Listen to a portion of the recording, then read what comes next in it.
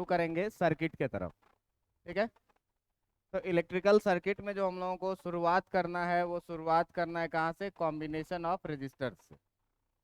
Electrical circuit में जो अपन को शुरुआत करना है वो कहाँ से करना है? कॉम्बिनेशन ऑफ रेजिस्टर से। अब देखिए कि जो आपका रेजिस्टेंस होता है, जो आपका रेजिस्टेंस होता है ये क्या है? एक प्रॉपर्टी है किसी भी कंडक्टर का, जो क्या करता है? इससे होकर के करंट के फ्लो को रोकता है।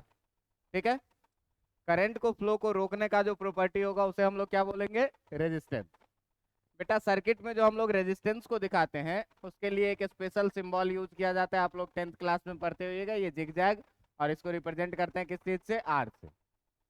हम लोगों को ये पढ़ना है कि यदि दो या दो से अधिक रेजिस्टेंस को कंबाइंड कर दिया जाए, यदि दो या दो से अधिक रेजिस्टेंस को कंबाइंड कर दिया जाए तो नया जो रेजिस्टेंस होगा, जो उसका इफेक्ट होगा वो क्या होगा?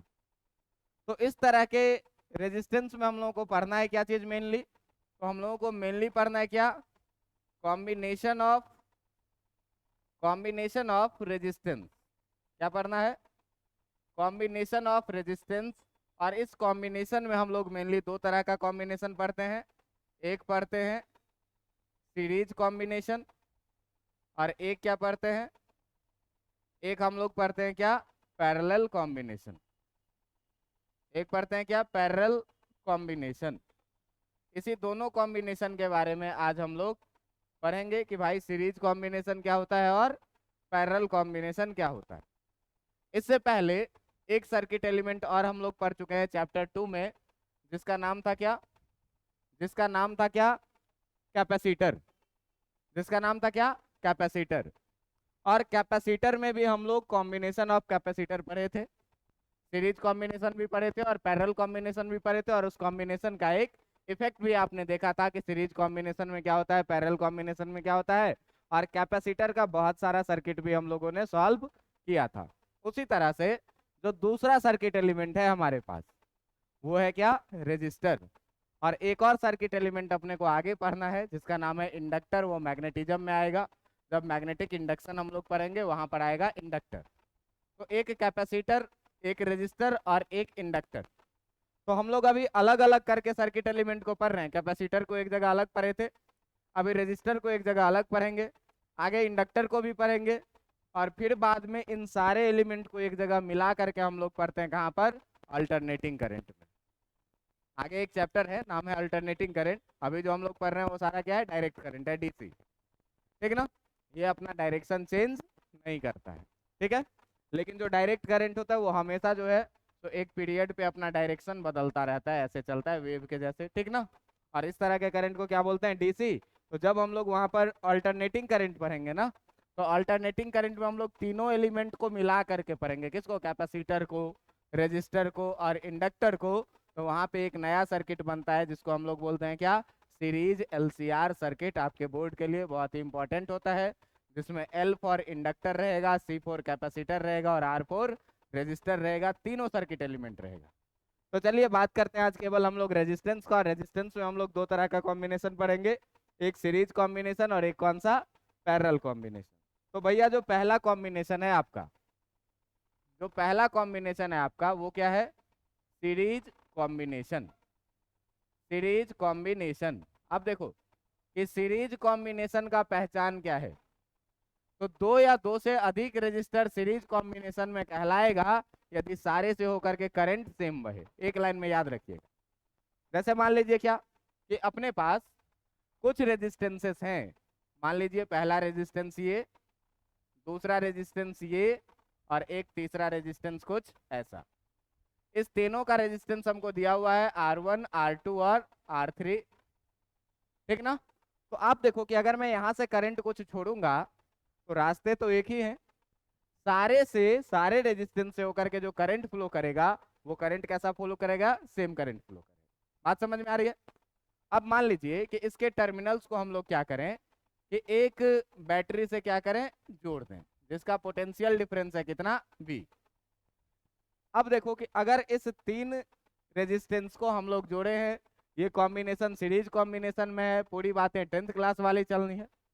अब मान लीजिए कि इस तीनों कॉम्बिनेशन को मिलाने के बाद अगर हम इस तीनों रेजिस्टेंस को एक रेजिस्टेंस बनाते हैं और इसका रेजिस्टेंस मिलता है हमको R, इसका रेजिस्टेंस हमको क्या मिलता है R, तो इस R को हम लोग कैसे निकालेंगे ये बात ध्यान में रखना है। आप ध्यान से अगर देखेंगे तो आपको दिखेगा कि ये सारे रेजिस्टेंस, मान लो ये पॉइंट A और ये पॉइंट B, ये पॉइंट को मान लो कुछ भी D और इस पॉइंट को मान लो कुछ भी C। तुम ध्यान से देखो कि R1 दो डिफरेंट पॉइंट के बीच में है, A और C के बीच में, R2 दो डिफरेंट पॉइंट के बीच में है, C और D के बीच में, R3 दो डिफरेंट पॉइंट के बीच में है, D और B के बीच में। और आप जानते हैं कि हर दो पॉइंट के बीच का जो पोटेंशियल डिफरेंस होता है वो क्या होता है, अलग अलग। तो इसमें आपको सीरीज कॉम्बिनेशन में बात यही याद रखनी है क्या, एक लाइन में आपको बात यही याद रखनी है क्या, एक लाइन में द करंट थ्रू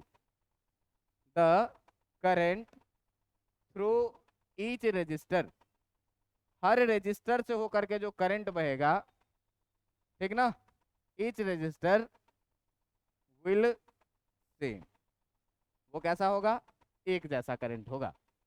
मतलब अगर हम यहाँ से आई करंट को फ्लो करवाएं तो यहाँ से भी आई करंट जाएगा, दूसरे वाले से भी आई करंट जाएगा और तीसरे वाले से भी कितना करंट जाएगा, आई करंट।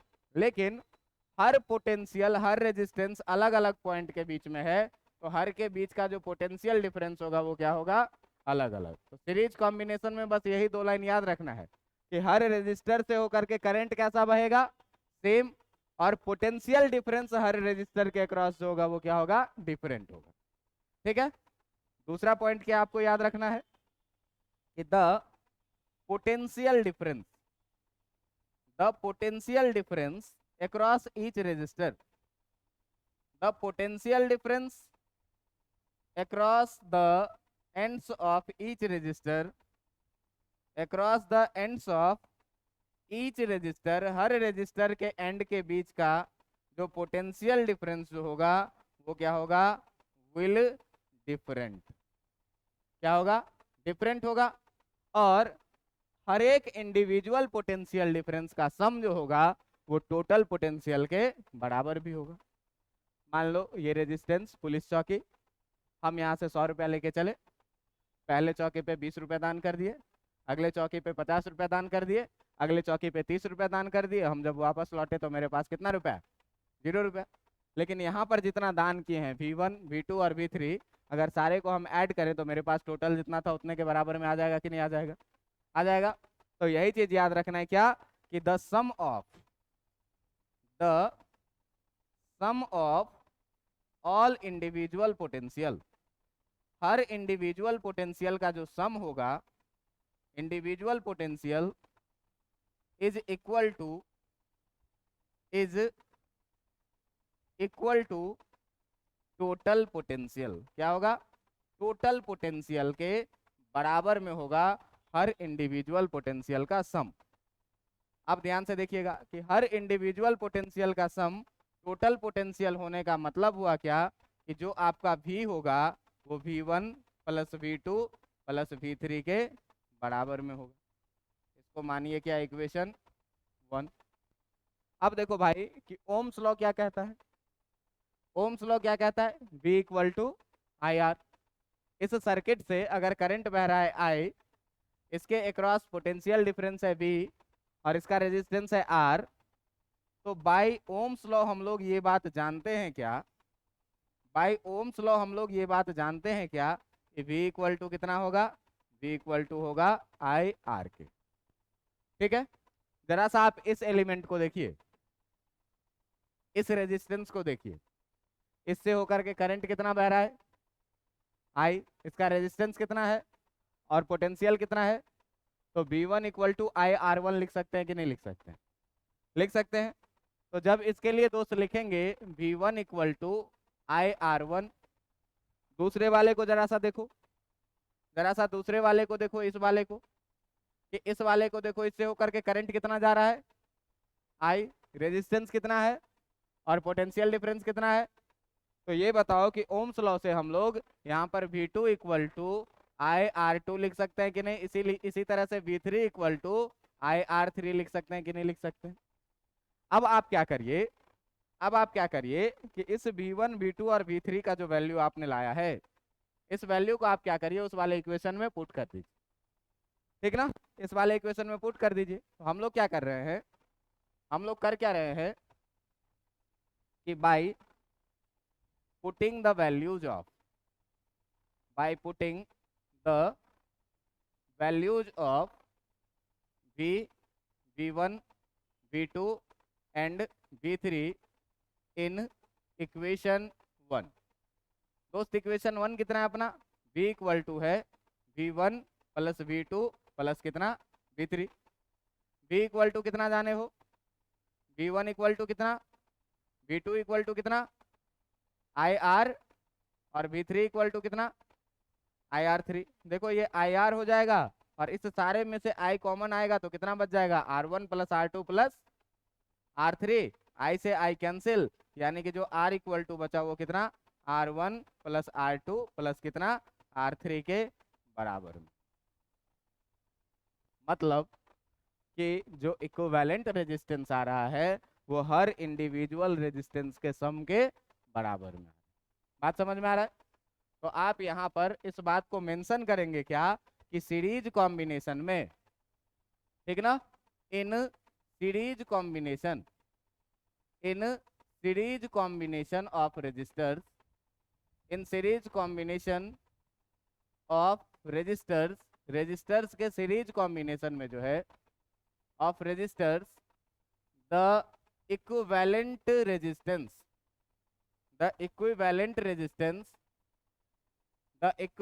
रेजिस्टेंस जो होगा, द इक्विवेलेंट रेजिस्टेंस इज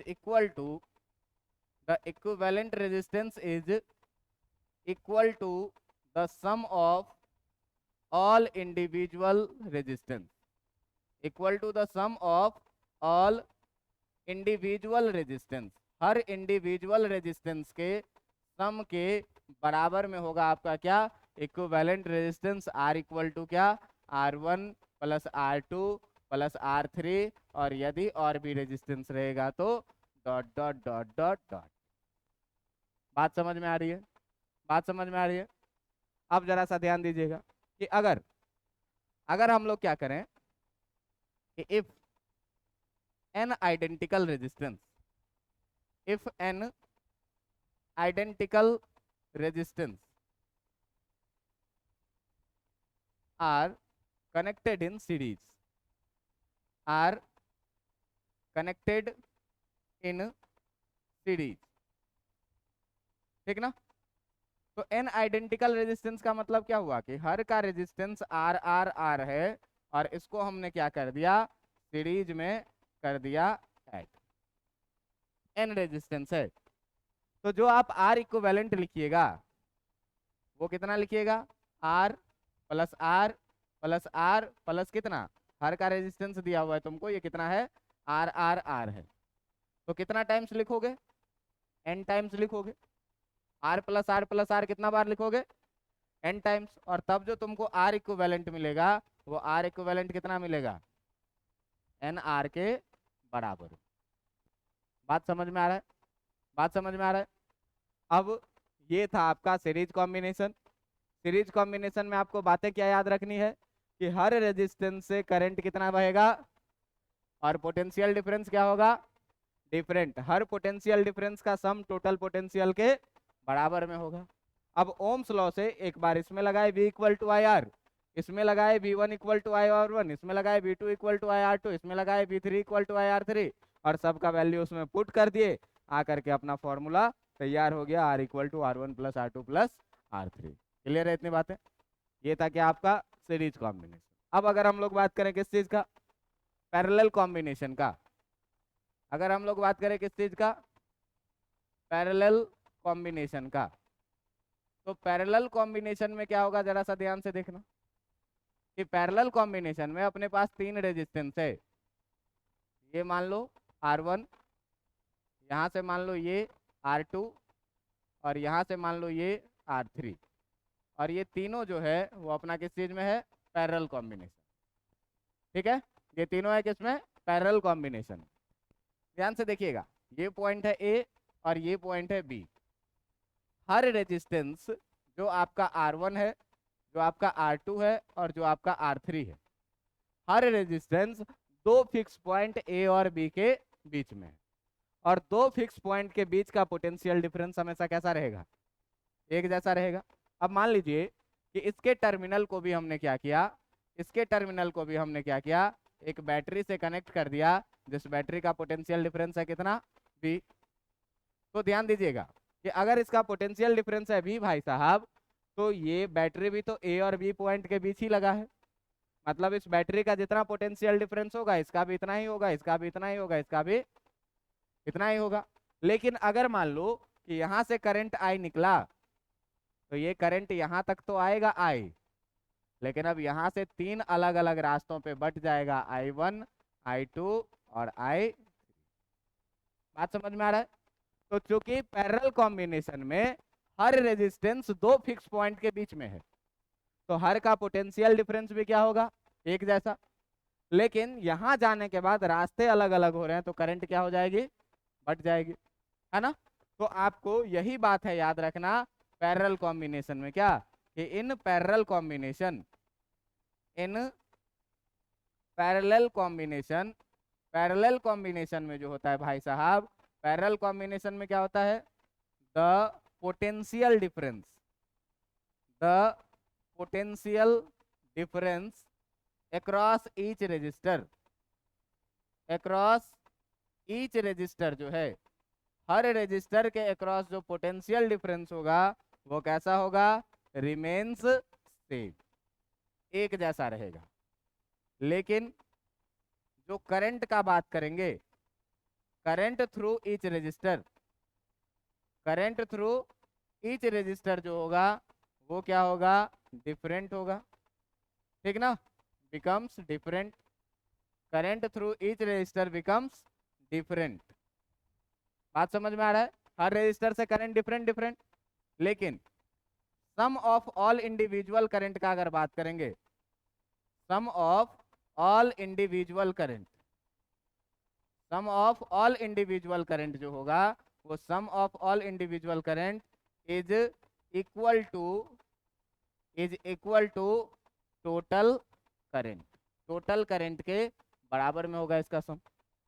इसका मतलब जो टोटल करंट है आई, ये आई इक्वल टू कितना हो जाएगा? I1 plus I2 plus I3, और इसी को हम लोग क्या याद रखेंगे? इक्वेशन 1। अब जरा सा ध्यान दीजिएगा कि अगर इस पूरे सिस्टम के लिए हम एक रेजिस्टर बना लें और जिसका रेजिस्टेंस मान ले कितना? R, जिसका रेजिस्टेंस मान ले R, इससे करंट जा रहा है I और पोटेंशियल डिफरेंस लगाए भी, तो इसके लिए तुम देखो कि अगर हम लोग लिखेंगे बाय ओम्स लॉ, तो ओम्स लॉ क्या कहता है भाई? ओम्स लॉ कहता है कितना? V इक्वल टू, इस सर्किट के लिए लिखेंगे कि नहीं? अगर यहां से आपको I लिखना है तो I इक्वल टू कितना लिखिएगा? V बाई R लिखिएगा, लिखिएगा कि नहीं? जरा सा इस वाले रेजिस्टेंस के लिए आप देखिए, इससे करंट कितना जा रहा है? I1, रेजिस्टेंस कितना है और पोटेंशियल डिफरेंस कितना है? V। तो भाई V equal to I1 R1 लिखेंगे कि नहीं लिखेंगे? और I1 R1 लिखेंगे तो यहां से ये बताइए कि I1 equal to V by R1 लिखेंगे कि नहीं लिखेंगे? जरा सा दूसरे वाले को देखिए, जरा सा दूसरे वाले को देखिए, इस वाले को करंट कितना जा रहा, पोटेंशियल कितना है, और इससे होकर के रेजिस्टेंस कितना है? तो V इक्वल टू दोस्त I2 R2 लिखेंगे कि नहीं? और यहाँ से I2 equal to V by R2 लिखेंगे कि नहीं? और तीसरे वाले के लिए देखो तो V equal to I3 R3 लिखेंगे कि नहीं? और यहाँ से अगर हमको I3 लिखने का जरूरत पड़ा तो V बाई R3 लिखेंगे कि नहीं? अब इस V I1 का, I का, I2 का, I3 का वैल्यू इक्वेशन 1 में पुट कर दो।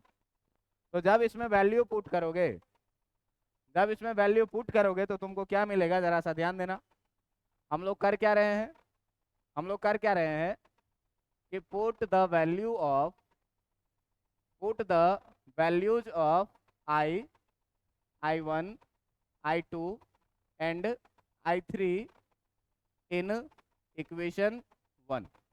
इक्वेशन 1 में हम लोग जब वैल्यू पुट करेंगे तो इक्वेशन है कितना? I equal to I1 plus I2 plus I3। अब ध्यान दीजिए कि जो I का वैल्यू है वो है कितना V बाई I1 का जो वैल्यू है वो है कितना I2 का जो वैल्यू है ये कितना I3 का जो वैल्यू है वो है कितना V बाई R3।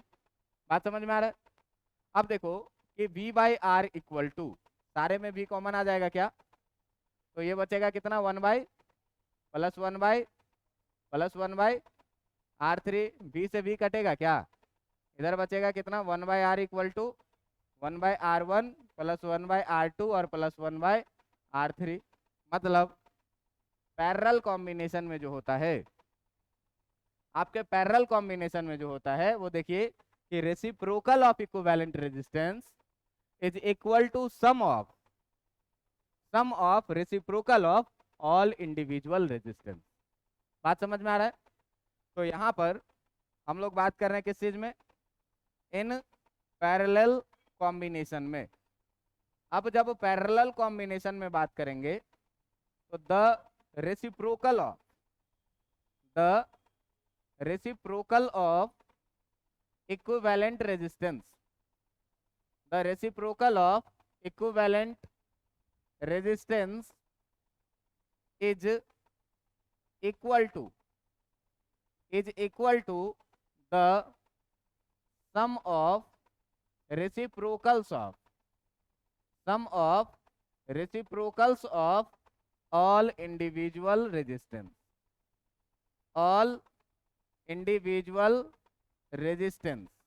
कि हर इंडिविजुअल रेजिस्टेंस के रेसिप्रोकल के सम के बराबर में होता है क्या, इक्विवेलेंट रेजिस्टेंस का रेसिप्रोकल। बात समझ में आ रहा है? अब देखो कि अगर क्या करें कि n आइडेंटिकल रेजिस्टेंस को पैरेलल में कंबाइन कर दिया जाए, if n identical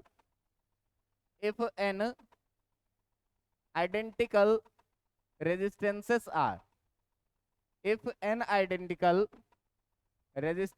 are combines in parallel combination, in parallel. तो जब पैरेलल में तुम कंबाइंड करोगे n को तो कैसे कंबाइंड करोगे, ये रहा एक, ऐसे करोगे दूसरे को, इस तरीके से डॉट डॉट डॉट डॉट चलते जाओगे और ऐसे करोगे तुम n में को कंबाइंड करोगे। हर का रेजिस्टेंस अगर R R R है भाई साहब, तो आप ये बताइए कि 1 बाय R इक्विवेलेंट जो लिखिएगा, 1 बाय R इक्विवेलेंट जो लिखिएगा वो 1 by R plus 1 by R plus 1 by R plus dot dot dot कितना बार, n बार लिखिएगा कि नहीं। अब ये जो हो जाएगा 1 अपॉन R इक्विवेलेंट, सबका एलसीएम कितना आ जाएगा R, और ऊपर में कितना 1 प्लस 1 प्लस 1 कितना बार n टाइम्स जब 1 को ऐड करेंगे तो कितना हो जाएगा 1 by R equivalent equal to आ जाएगा कितना n बाय R। अब दोनों तरफ पलट दीजिए, तो जो आपका R इक्विवेलेंट यहाँ से मिल जाएगा वो R इक्विवेलेंट कितना मिल जाएगा R अपॉन n। तो ध्यान से देखिए कि पैरेलल कॉम्बिनेशन में equivalent resistance 1 by n times घट गया है, और सीरीज कॉम्बिनेशन में जो है सो इक्विवेलेंट रेजिस्टेंस n टाइम्स बढ़ गया था। तो यहाँ एक रिजल्ट आता है क्या, यहाँ पर एक रिजल्ट आता है क्या कि इन सीरीज कॉम्बिनेशन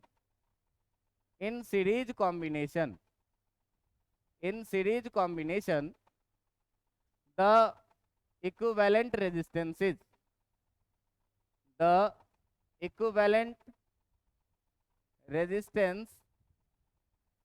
is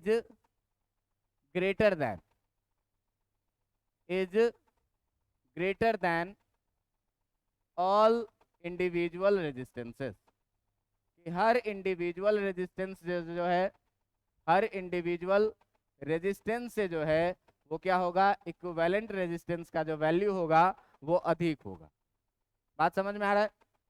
जैसे मान लो कि अगर हम 1 ओम 2 ओम और 3 ओम के 3 रेजिस्टर को मैं जोड़ा, R1 इक्वल टू कितना 1 ओम, R2 इक्वल टू कितना 2 ओम और R3 इक्वल टू है कितना 3 ओम। इस 3 रेजिस्टेंस को जब आप लोग जोड़िएगा तो आर इक्विवेलेंट जो आएगा वो कितना, R1 plus R2 plus R3, यानी कि आर इक्विवेलेंट जो आएगा वो कितना। और ये देखिए कि 6 ओम जो है वो 1 से भी ज्यादा, 2 से भी ज्यादा और 3 से भी ज्यादा, मतलब सीरीज कॉम्बिनेशन में जो इक्विवेलेंट रेजिस्टेंस का वैल्यू आएगा वो हर इंडिविजुअल रेजिस्टेंस से क्या होगा, ज्यादा आएगा। क्लियर है बातें। अब देखो कि यहीं पर दूसरा पॉइंट कि पैरेलल कॉम्बिनेशन में इसका उल्टा होता है। इन पैरेलल कॉम्बिनेशन अगर आप बात करिए किस चीज का, पैरेलल कॉम्बिनेशन का, तो यहां पर जो है तो the value of equivalent resistance, the value of equivalent resistance, जो आपके इक्विवेलेंट रेजिस्टेंस का वैल्यू है is less than the all individual resistances. Her individual resistance से क्या होगा, इसका वैल्यू कम होगा। जैसे आप मान लीजिए कि 2 रेजिस्टेंस को हम लोग पैरेलल में कंबाइंड करते हैं, एक ये और एक ये। मान लो कि एक है कितने का, एक है 3 ओम का और एक है कितने का, 6 ओम का। तो देखो कि अगर यहां से तुम 1/R लिखोगे तो कितना लिखोगे, 1/R1 प्लस 1/R2, यानी कि ये हो जाएगा कितना, 1/3 प्लस 1/6, यानी कि एलसीएम आएगा 6, 2 प्लस 1 3/6, यानी कि कितना 1/2। तो यहाँ से R इक्वल टू कितना आ जाएगा, 2। अब देखिए ये जो R इक्विवेलेंट का वैल्यू है वो R1 से भी छोटा है और वो हर एलिमेंट से क्या होगा, छोटा होगा। ये चीज को याद रखना है, ठीक है। अब देखो कि सर्किट एलिमेंट के लिए आपको कितना चीज याद रखना है, तो सीधे याद रखना है कि अगर कॉम्बिनेशन सीरीज है, तो R इक्वल टू हम लोग कितना लिखेंगे, R1 plus R2 plus R3 plus dot dot dot जो भी रहे। अगर पैरेलल कॉम्बिनेशन है, तो 1/R equal to 1/R1 plus 1/R2 plus dot dot dot जो भी रहे। और एक चीज क्या रखेंगे, ओम्स लॉ याद कि V इक्वल टू कितना होता है, IR होता है। अगर इतना चीज आपको याद रहे तो अब हम लोग यहां से एंट्री करेंगे सर्किट के क्वेश्चंस में, कि सर्किट के क्वेश्चंस को कैसे डील करना है। तो आज एकदम छोटा छोटा क्वेश्चन करूंगा, एक दो जो 10th में आप लोग कहीं ना कहीं करके आए हैं। और अगले दिन से धीरे धीरे हम लोग जैसे कैपेसिटर में सर्किट का लेवल कॉम्प्लेक्स करते गए थे, ऐसे यहाँ पर भी रेजिस्टेंस का सर्किट हम लोग धीरे धीरे क्या करते जाएंगे, कॉम्प्लेक्स करते जाएंगे। समझ में आ रहा है बात। पहले तो बहुत ही आसानी से दिखेगा कि सीरीज में है, पैरेलल में है, उसके बाद सीरीज पैरेलल का कॉम्बिनेशन भी दिखेगा, बन जाएगा। उसके बाद देख के पता ही नहीं चलेगा कि सीरीज में है कि पैरेलल में है। तो उसके लिए क्या करेंगे, फिर अगर इसमें अभी तक एक सेल लगा रहे थे, अगर एक से ज्यादा सेल लगा दिए तो तेरा सब सीरीज पैरेलल धारा का भरा रह जाएगा, कोई काम नहीं आएगा। तब अगर एक से अधिक सेल लगाएंगे तब हम लोग एक स्पेशल लॉ पढ़ते हैं सर्किट सॉल्व करने के लिए, जिसका नाम है क्या, किरचॉफ लॉ। और किरचॉफ लॉ क्या है, ब्रह्मास्त्र है। सर्किट कैसा भी रहे, उसमें कितने भी सेल लगे रहें, कितने भी एलिमेंट लगे रहें, सीरीज में रहे चाहे पैरेलल में रहे, अगर क्लोज सर्किट बन रहा है तो उसको हम लोग सॉल्व कर देंगे। समझ में आ रहा है बात। तो किरचॉफ लॉ आगे पढ़ेंगे सर्किट में, मतलब अब इस चैप्टर में आपको पूरा का पूरा सर्किट ही बाकी रह गया है। अभी तक हम लोग पढ़ रहे थे इंट्रोडक्शन टू सर्किट, कि सर्किट के अंदर में क्या क्या होता है, रेजिस्टेंस होता है, रेजिस्टिविटी होता है, कैसे कंडक्टर से इलेक्ट्रॉन चलता है, ये सारी चीजें अभी तक पढ़ रहे थे। लेकिन अब सर्किट तैयार है और सर्किट को कैसे सिंप्लीफाई करें, सर्किट को कैसे सॉल्व करें, उधर हम लोगों को बात करना है। तो चलिए एक छोटा सा सवाल से शुरू करते हैं। सवाल है आपका क्या, कि 3 रेजिस्टर है जो सीरीज में कनेक्टेड है, 3 रेजिस्टर है जो सीरीज में कनेक्टेड है, और इन रेजिस्टर्स के कॉम्बिनेशन को हम एक 12 वोल्ट के बैटरी से कनेक्ट कर दिए हैं। ये है 1 ओम का, ये है 2 ओम का और ये है 3 ओम। आपको फाइंड करना है क्या, आपको फाइंड करना है पहले इक्विवेलेंट रेजिस्टेंस। क्या आपको फाइंड करना है, इक्विवेलेंट रेजिस्टेंस आपको फाइंड करना है। दूसरी बात आपको फाइंड करना है करंट थ्रू ईच रजिस्टर, हर रजिस्टर से होकर के करंट कितना फ्लो करेगा ये फाइंड करना है। और तीसरा आपको फाइंड करना है potential difference across each register, across each register की हर रजिस्टर से होकर के पोटेंशियल डिफरेंस कितना है ये भी आपको क्या करना है, फाइंड आउट करना है। अब देखो भाई कि अपने पास इस सर्किट में 3 एलिमेंट है, 3 रजिस्टर है, इस तीनों रजिस्टर को मैं मिला करके अगर एक रजिस्टर बना दूं, एक रजिस्टर में बना दूं तो ये 12 वोल्ट होगा और ये कितने का हो जाएगा, 6 ओम का हो जाएगा कि नहीं हो जाएगा।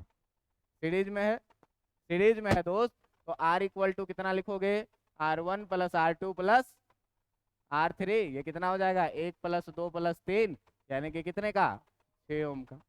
अब इस सर्किट में मान ले कि करंट बह रहा है कितना, I, तो ओम्स लॉ जैसे ही तुम लगाओगे, जैसे ही तुम ओम्स लॉ लगाओगे V equal to IR, potential है कितने का, 12 वोल्ट का, करंट बह रहा है कितना नहीं पता, रेजिस्टेंस है कितने का, 6 ओम का।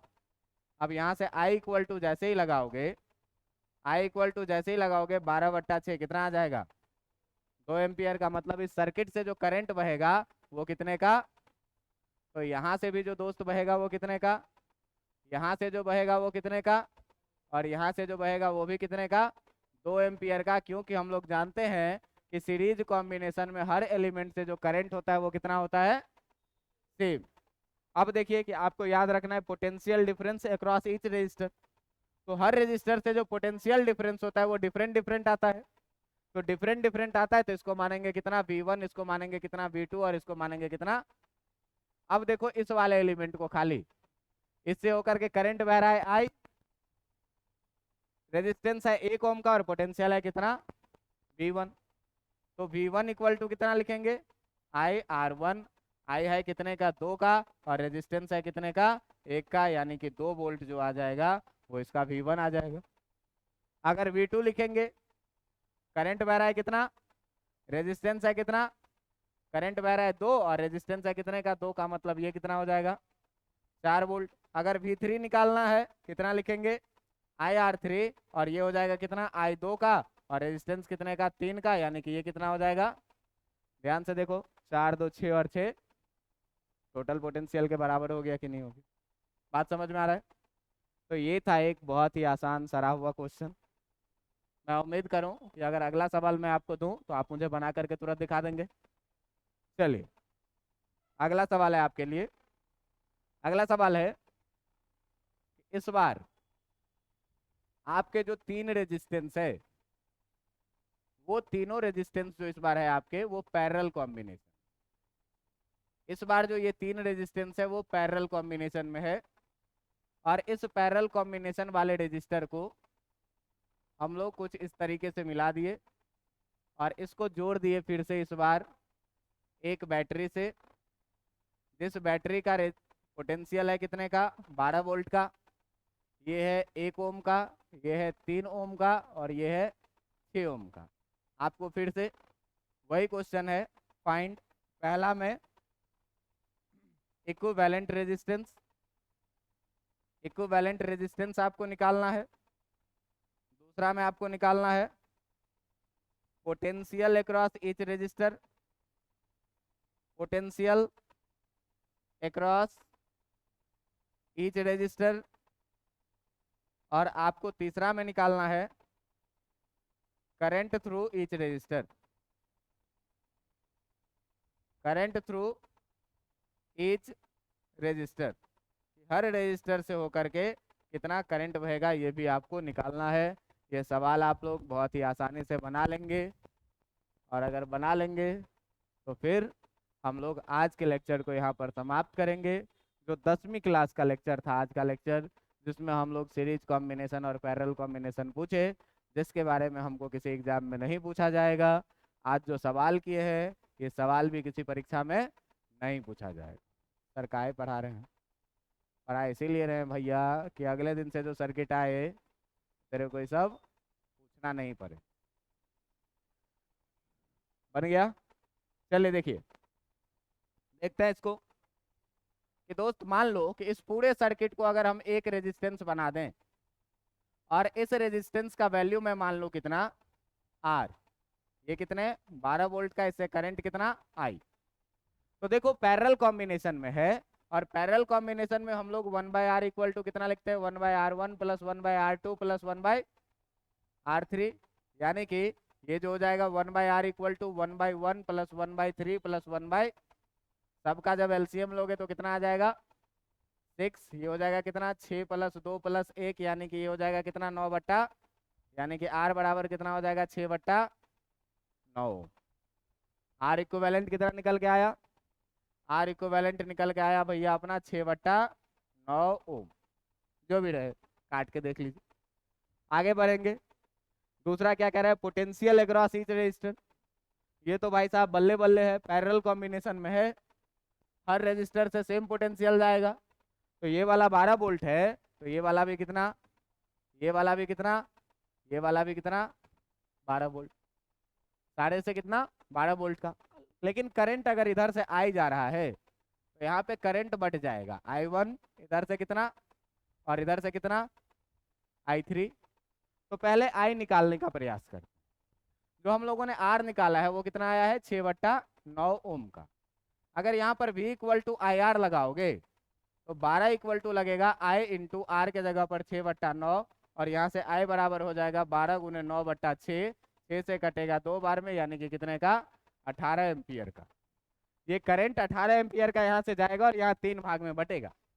अब ऊपर वाले रजिस्टर को देखो, ऊपर वाले रजिस्टर को जब तुम देखोगे तो इसमें करंट जा रहा है I1, पोटेंशियल है कितने का 12 का, और रेजिस्टेंस है कितने का 1 ओम का। तो V इक्वल टू IR जैसे ही लिखिएगा तो V इक्वल टू कितना लिखिएगा I1 R1, है ना। V है कितने का 12, I1 हमको नहीं पता, R1 हमको पता है कितने का, यहाँ से निकल के आएगा कि I1 बराबर कितने का 12 एम्पियर का। मतलब पहले वाले रजिस्टर से जो करंट जा रहा है वो कितने का 12 एम्पियर। दूसरे वाले से देखिए V इक्वल टू फिर से कितना लिखेंगे I2 R2, यानी कि 12 इक्वल टू लिखेंगे I2 इंटू R2 का वैल्यू कितना, 3 से ये कटेगा 4 बार में, यानी कि यहाँ से I2 इक्वल टू आ जाएगा कितना 4 एम्पियर। और अगर यहाँ से लिखेंगे V equal to I3 R3 तो ये आ जाएगा यहाँ से कितना आपका 12 इक्वल टू I3 इंटू 6, 6 से कटेगा कितने बार में 2 बार में, और यहाँ से I3 इक्वल टू आ जाएगा कितने का 2 एम्पियर का। अब ध्यान से देखिएगा, रेजिस्टेंस प्रॉपर्टी होता है जो करंट को रोकता है, तो जिसका रेजिस्टेंस सबसे अधिक वो करंट को रोकेगा सबसे अधिक, तो इससे बहेगा सबसे कम। जिसका रेजिस्टेंस सबसे कम वो करंट को रोकेगा कम, तो बहेगा सबसे। और सारे करंट को अगर आप जोड़ दीजिए 12 4 16 2 18, तो टोटल करंट के बराबर में आ गया कि नहीं आ गया, बात समझ में आ गया। तो ये आज का बहुत ही एक बेसिक सा लेक्चर था, और मैं आपको आज एक क्वेश्चन होमवर्क में देता हूँ, आप लोग घर से बना करके लाइए, ठीक ना। आप लोग घर से बना करके लाइएगा। सवाल है क्या, एक रेजिस्टेंस है ऐसा, इसके साथ रेजिस्टेंस जुड़ा हुआ है कुछ, दो ऐसा, अपने बनाइए सीधा सीधा और हमको दीजिए टेढ़ा टेढ़ा। ये बड़ी अच्छा है सर, ये 10 वोल्ट, ये 3 ओम, ये 3 ओम, ये 6 ओम, ठीक है। आपको फाइंड करना है वही सारा चीज फाइंड करना है। क्या पहला आर इक्विवेलेंट क्या होगा, दूसरा में फाइंड करना है potential across each resistor, potential across each resistor, और अगला जो है आपको फाइंड आउट करना, वो फाइंड आउट करना है क्या करंट थ्रू ईच रजिस्टर। घर से बना करके लाइएगा, बना करके लाइएगा, गलती हो जाए तो कोई बात नहीं। बहाना अगर ये आया कि कॉपी घर